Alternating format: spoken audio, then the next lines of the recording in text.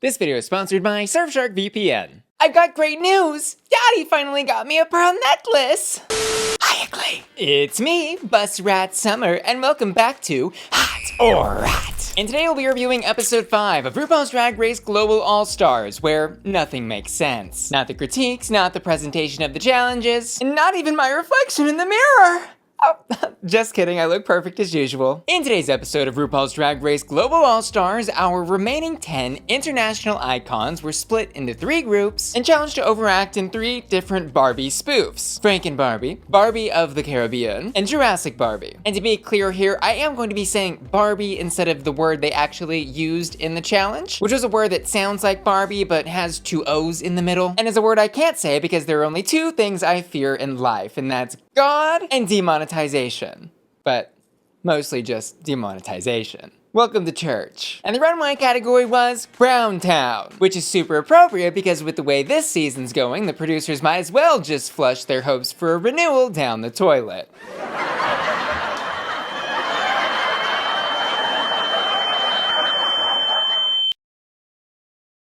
Anyways, we'll be going queen by queen to break all of that down, plus continuing to discuss this season's atrocious editing resulting in nonsensical storytelling, and of course this season's favorite topic, favoritism, of which, in my humble opinion, there's a lot this episode, including drastically different screen time for the winners and losers of this week's challenge, as well as some interesting team compositions, which I suppose we'll just go ahead and discuss right now. As I mentioned, the queens were split into 3 groups, and the method of the splitting was done by choosing Barbies out of a big pink furry box. And coincidentally, all 3 of the English as a first language Ru girls were grouped together this week. And by Ru girls, I mean judged by Rupaul on their original seasons. In an acting challenge where the script is written in English, no less. Let that sink in. Seriously, let that sink in. Somebody open the goddamn door.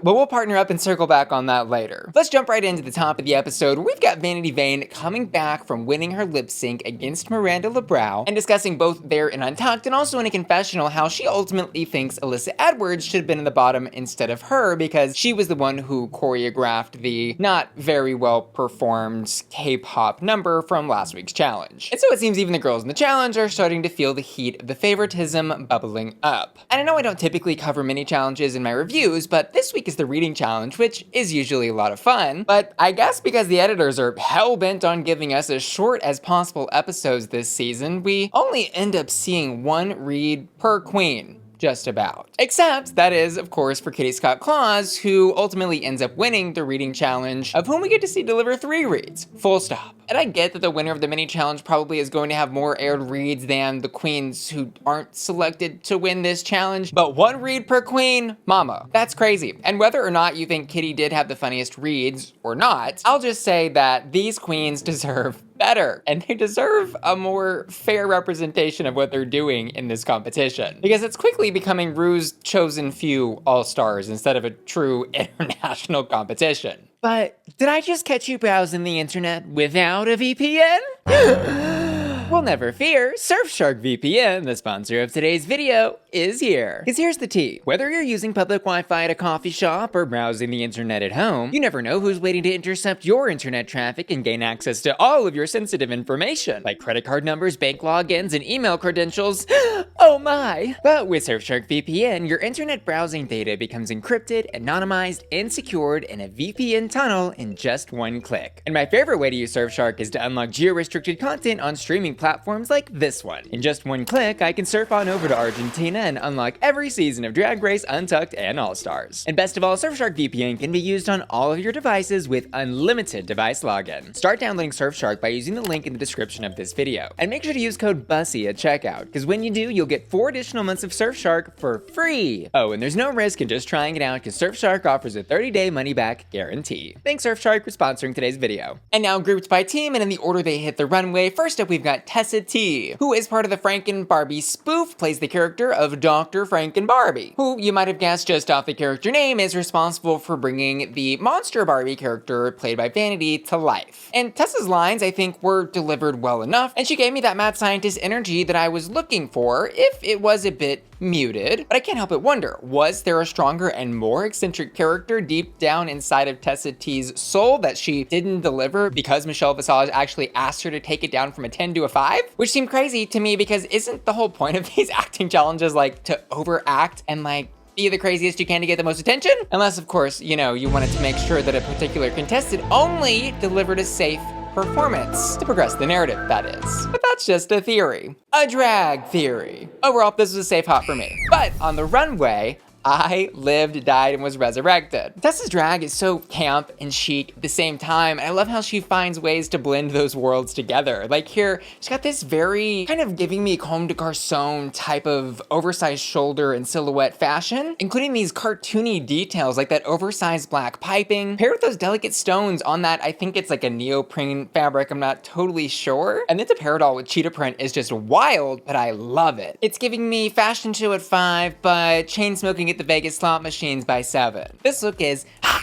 And next up, it's Gala Varo, who in the challenge is playing WeirdBarbie. And her character is less of a spoof of anything and more so just a direct copy of the WeirdBarbie from the Barbie movie. But I guess the inherent challenge here was how far could she take this weirdo character? And the answer was pretty damn far, because this was ookie kooky and all kinds of crazy. She was a ham, and I'm gonna give what she did a hot. However, I will say, it doesn't really feel like we saw a lot from her. I don't know if her character just didn't have that many lines to begin with, or if she was completely edited out of this challenge to progress the narrative that she should be in the bottom, but well, wasn't in there a lot. And remember this for later when we discuss placements, but Jamal describes her performance in this challenge as a home run, and Michelle praises Gala for how much fun she had in the character and how she truly embraced the ugliness of this character. Which is to say, she only got praise for her performance here. And over on the runway, she is serving as some season 4 post-apocalyptic realness. Lots of torn and shredded materials, furs, skeleton bone elements on that chest, and a general tattered, war-torn, deserty vibe that has lots of style cues from what she says is her favorite movie, Mad Max. And girl, she really did the damn thing with this reference, because she even has a gas mask with ram horns on it. And also, generally speaking,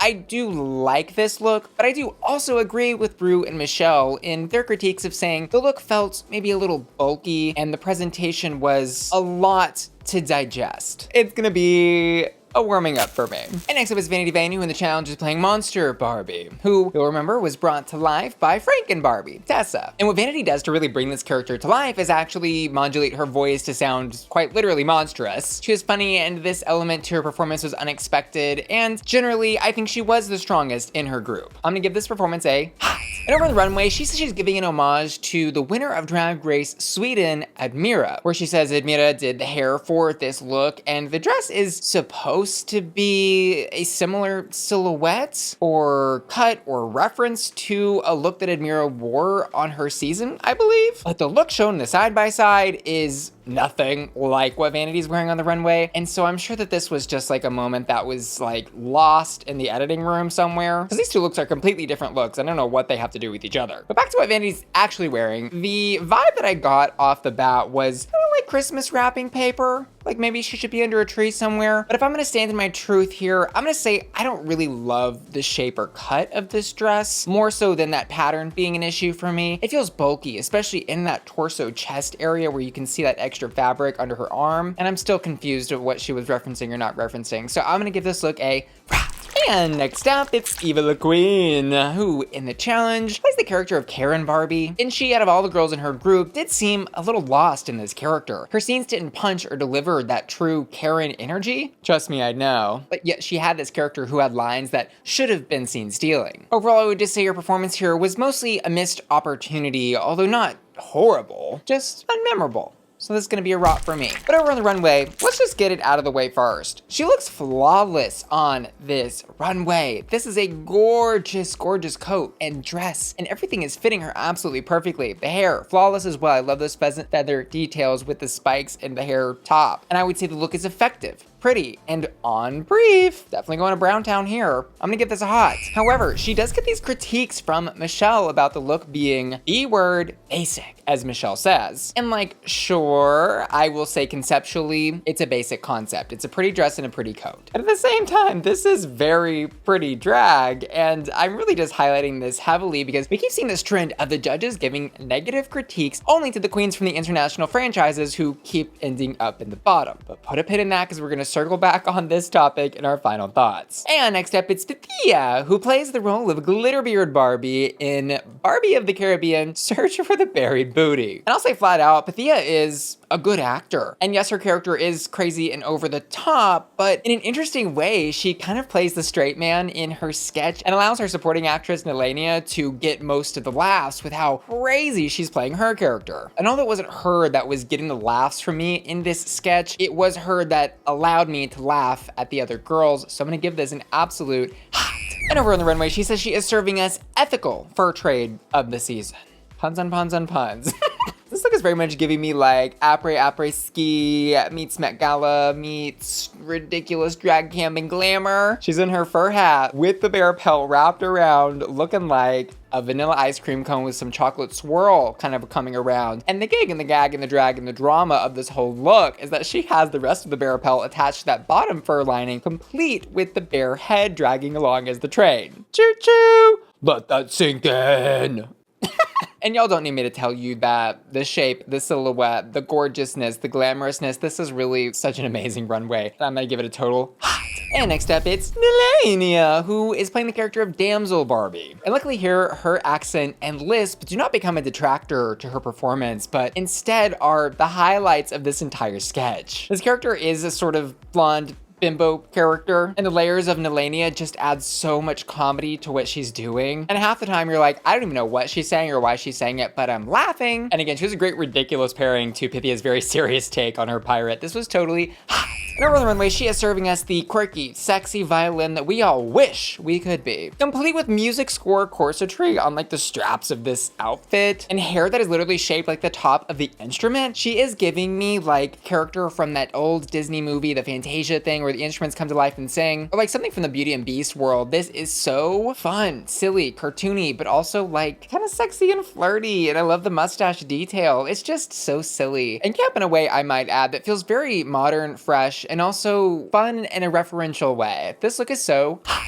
Next up, it's Muse, who in the challenge is playing the character of Pirate Barbie. And honestly, I thought that the writers kind of had a little slip up here in finding something more inventive for this character, because we've already got GlitterBeard, the Pirate Barbie, and then we've got Soa basically just being her accomplice. And it was that base underlying kind of whatever character that I think led to an underwhelming performance from Soa when compared with the heights of Pythia and Nehellenia. Soa did do a decent job though with what she was given. She was funny. I think she had good physicality and facial expressions, like when she's steering that wheel, and she definitely played into that over the topness with the bitch slap moment. So I'm gonna give this a safe hot. And over on the runway, she says she is serving an homage to William Dorsey Swan, who is, as modern history understands it, the first self-proclaimed drag queen. And firstly, I've just gotta say, I love when the queens on the show use the Drag Race platform to educate the audience, because I didn't know who this person was either. But I did some Google searching, and I'm happy to share the results of my research here in this PowerPoint presentation. And by PowerPoint presentation, I mean quotes from the Digital Smithsonian article who wrote about William Swan. Title: The first self-proclaimed drag queen was a formerly enslaved man. In the late 1880s, a formerly enslaved man named William Dorsey Swan started hosting private balls known as drags, a name possibly derived from grand rag, an antiquated term for masquerade balls. Held in secret in Washington, D.C., these parties soon caught authorities' attention. And this article goes on to feature news clippings from that time period where it talks about disruptive parties where there were, oh my god, men dressed in female attire. But back to Soa's look, what a beautiful homage to a beautiful person who literally paved the way so that we could have shows like RuPaul's Drag Race, and so that I could stand in the corner of a room talking to a camera for hours on end, dressed as a lady. I love all those fan details incorporated not only in the chest of this gown, but the ruffles in the skirt, and then the fan waves in the hair. Fans on fans on fans. Which reminds me, if you're looking to be my only fan, then go to my Instagram, send me a little message, and ask for that link. But yeah, so is Likis gorgeous, and y'all should send her some extra love for the suffering that she had to do to wear this, because it looks like she literally is in pain standing on that runway, holding up the back of her wig during critiques. Beauty's pain, and this look is hot. And next up, it's Alyssa Edwards from the Jurassic Barbie group playing the role of Professor Barbie. And her character in this sketch is responsible for mixing the Barbie DNA with the dinosaurs, resulting in the creation of the Jurassic Mega Barbie, Queen Kong. And the way Alyssa plays this character is completely unhinged and just so over the top in only the way that Alyssa can truly play a character in an acting challenge. Because really, this character to me read as a mix of that "Wouldn't y'all want a little bit of shade" character from season 5 with the Dua character from All Stars 2. Both of which I might add were underappreciated during their time, but this role was fully appreciated by, I think, everyone watching and the judges. Alyssa had me IJ bowling throughout the entire sketch. I'm gonna give this a hot. And over in the runway, Alyssa proves that while I may be dead inside, steampunk certainly isn't. And for the several different quote unquote simple looks we saw tonight on the runway, I will say this is anything but. This is elaborate, ridiculous, campy, and such a fun reference to a style that we really don't see a lot of on the Drag Race runway. And it's got these fun, campy, kitschy details like the jetpack on her back, the cuckoo clock on her head, and of course the parasol she's carrying down the runway. This look is hot. And next up is Kitty Scott-Claus, who in the challenge is playing Palentologist Barbie. And while I think she did decently in this challenge, I do think she was a little outshined by both Kween and Alyssa, who were just complete hams in this sketch. And yeah, this was fine, just not anything special, I think, tonight. So I'm gonna give it a safe hot. But over on the runway, you guys.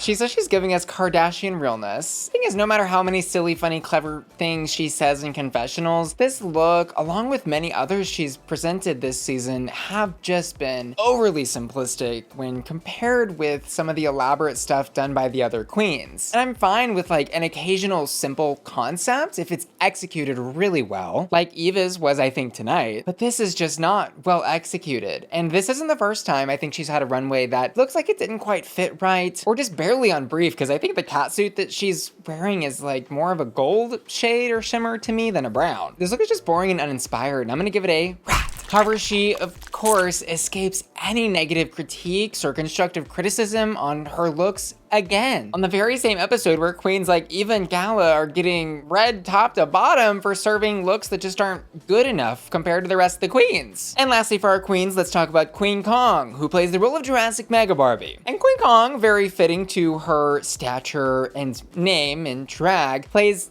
a big, literally, character in this sketch. And most of the comedy from what she does comes from that physicality of her running around the set, acting like she is larger than life with these little tiny T-Rex arms. It's very much reminding me of that Lana Del Rey music video where she's walking around as a giant. And I do think Queen genuinely did a great job in this role. So I'm gonna give this a hot. And over on the runway, she is in easily my most favorite Queen Kong runway I've ever seen. She says she's giving deity from the Pacific mixed with warrior, queen, sister, mother, nana, and talks about how the details of this gown are made by some of her female family, which I think is really beautiful, how she can bring her heritage and family literally to RuPaul's Drag Race and do it in a way that's so beautiful and powerful. The headdress with all the feathers, amazing. The details of, I think those are like flower petals around the corsetry, also really beautiful, and all those different soft shades of brown are very tasteful in this look. This is a fully realized Queen Kong, and I'm living for the fantasy. This look is hot. But now let's discuss favoritism and placements, because the top group this week is Queen, Kitty, and Alyssa's Jurassic Barbie group. And because the girls are all being judged as teams tonight, that means Kitty and Alyssa are safe, while Queen Kong is announced as the top queen of the week. And now let me first say, I do agree that this group's trailer was the strongest of the three. And in this group, Queen gave a very strong performance and was as equally deserving of this win as I think also Alyssa might have been. And while the queens across the board in the group did give strong performances, I want to point out that I don't think it was just the performances from the queens that made this trailer the best. Because there definitely was some favoritism in the editing, writing, and producing of these trailers. Like, for example, I think the Jurassic and Pirates trailer felt like fully realized, complete sketches with plots, and I understood what I was watching and where the story was going. However, that FrankenBarbie trailer felt more like a collection of word vomit and ad-libs, but those are more subjective subjective qualities to analyze that really we can set aside because the favoritism present in these trailers can be plainly seen just by looking at something as simple as the run times of each trailer. The Jurassic Barbie trailer was 90 seconds long, and the Barbies of the Caribbean trailer was 88 seconds long, but the FrankenBarbie trailer was just 76 seconds in length, which means there were 14 more seconds of content shown for the winning team's trailer than the weakest team's trailer tonight. Which is even crazier to consider when you realize that the FrankenBarbie team was actually the largest with 4 queens. And of the 3 groups, they were definitely the group that probably could have used that extra 14 seconds to showcase some of the acting from the queens and develop the story of the trailer's plot. Plus, we've got what I'll call Rue's dream team here, arguably being at an unfair advantage because all 3 of them are English as first language queens. And this helps them both individually understand their characters and scripts, but also helps them work together. And again, in an acting challenge where these things are very important, I will ask, is this a coincidence? You tell me. And I will also point out here that Rupaul was the one who decided which group would receive which script, instead of, just randomly assigning them. Kind of like how last week he assigned the Europop group to Kitty's group, which added to the list of questionable production choices this season is making. Good God. But moving on to my final thoughts on the bottom 2 placements. So our bottom 2 tonight are Gala Varo and Eva La Queen. And y'all, I can agree here that Eva underperformed in this challenge when compared to the other queens in her group. And her critiques seem to match her placement this week. But Gala felt completely out of left field as a bottom 2 choice here. Because in my opinion, she did good in the challenge. And remember, also did very well according to both Jamal and Michelle. And we also hear an untucked moment where Alyssa talks about how good Gala did as WeirdBarbie. Yet here she is in the bottom. For what? For why? For the runway? Is it the runway? Y'all, what is going on? As to who should be in the bottom instead, though, that's a harder question to answer. And honestly, Alyssa was kind of right and untucked when she said the judges might as well just flip a coin in deciding who should join Eva in the bottom. Because the only other real consideration might have been Tessa T here, even though neither Tessa nor Gala did bad in the challenge. And in fact, might have done a whole lot better than what we saw, because again, it was 14 seconds shorter than the other group. But I will just say, neither Gala nor Tessa T being in the bottom here would have felt right, because based on the storytelling or lack thereof in the edit of this episode, it just makes 0 sense for us to hear how much the judges love a particular performance when that queen is going to ultimately end up in the bottom. Plus, I think it's really difficult for us as viewers to digest when a runway will and won't matter this season, because I would say traditionally in the main Drag Race series, we're kind of used to the runways not mattering a whole lot, and typically challenge performance is the best indicator of how a queen's going to place in any given episode. However, runways are seeming to matter here, but only when it comes to bottom placements. Because we do hear negative critiques for Gala Varo, Vanity Vane, and Eva La Queen, which would be totally fine and expected on a reality TV show competition where the contestants are, supposed to be hearing some feedback on what they're presenting. But it feels really bad to hear those negative critiques for the queens who were in the bottom, and then to not hear any constructive criticism at all towards the queens who were in the top. Because it's crazy for us as viewers to sit here and listen to Michelle talk about how Eva La Queen's look is too simple for the All-Stars runway, but Kitty's got claws over there dressed in Amazon's latest collection. Make it make sense.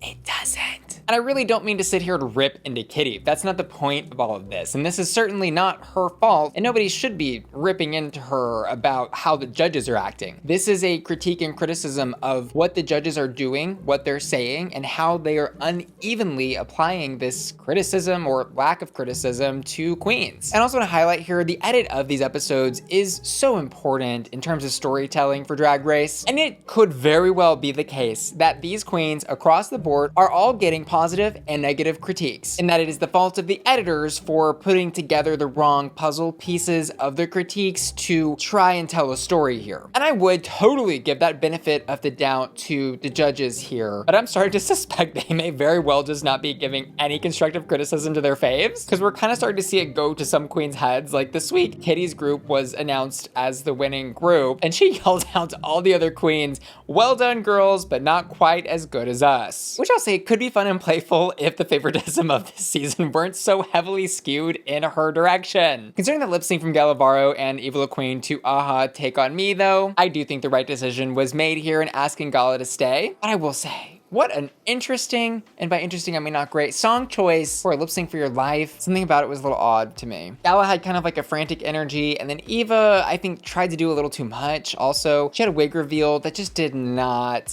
make any sense, really. I think given the song, the queens probably did their best, but Gala was stronger and deserved to stay here. And lastly, let's talk hottest hots. In the challenge, this is really tough for me because if I evaluate it by who I think was the funniest, I would give it to Alyssa. But if I were gonna evaluate it based on who I thought was the best actor, I would give it to Pythia. And so I'll let you do with that what you will. And on the runway, I'm gonna give it to Pythia. I also asked my patrons to vote on their hottest hots, and this week they've chosen Pythia in the challenge and Nehellenia on the runway. But of course, I'd love to know your thoughts on everything we discussed in this video down in the comments below. And I want to give an extra special thanks to Surfshark VPN, the sponsor of today's video, who I've trusted to keep my internet browsing data encrypted, anonymized, and secured for several years now. Make sure to click the link in the description of my video to start downloading Surfshark right now. And don't forget to use code BUSSY at checkout to get 4 additional months of Surfshark for free. And lastly, I want to say thanks so much for watching and give a special shout out to Philip Seymour Hoffwoman, who's just joined my Patreon at the hot tier, and Ashton, Felicia,